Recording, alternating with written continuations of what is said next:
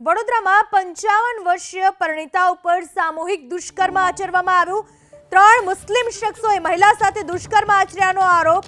ફતેહગંજમાં ઘરકામ અપાવવાના બહાને મહિલાને લઈ ગયા હતા। મહિલાએ આ મામલે પોલીસ સ્ટેશનમાં ફરિયાદ નોંધાવી છે અને પોલીસે ત્રણેય મુસ્લિમ યુવકોની ધરપકડ કરી લીધી છે। લઘુમતી યુવકોની ધરપકડ કરી લેવામાં આવી છે। વડોદરાની આ ઘટના છે। 55 વર્ષીય પરિણીતા પર દુષ્કર્મ આચરવામાં આવ્યું છે।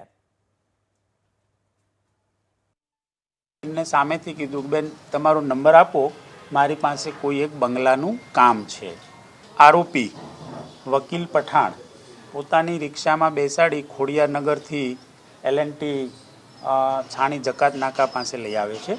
ત્યાં બે બીજા એમના મિત્રો બેઠેલા છે વકીલ પઠાણના, જે બંનેનું નામ છે એક શકીલ અહમદ પઠાણ અને ત્રીજો છે ચમન ખાન પઠાણ। ત્રણે આરોપીએ મહિલાને બળજબરી કરી, બળ વાપરી જબરજસ્તીથી દિવાલ કૂદાવી અને અંદર અવાવરૂ જગ્યામાં લઈ જાય છે અને કપડાં ઉતારવાનું બીભત્સ વર્તન કરે છે, ગાળી ગલોચ કરે છે અને અડપલા કરે છે।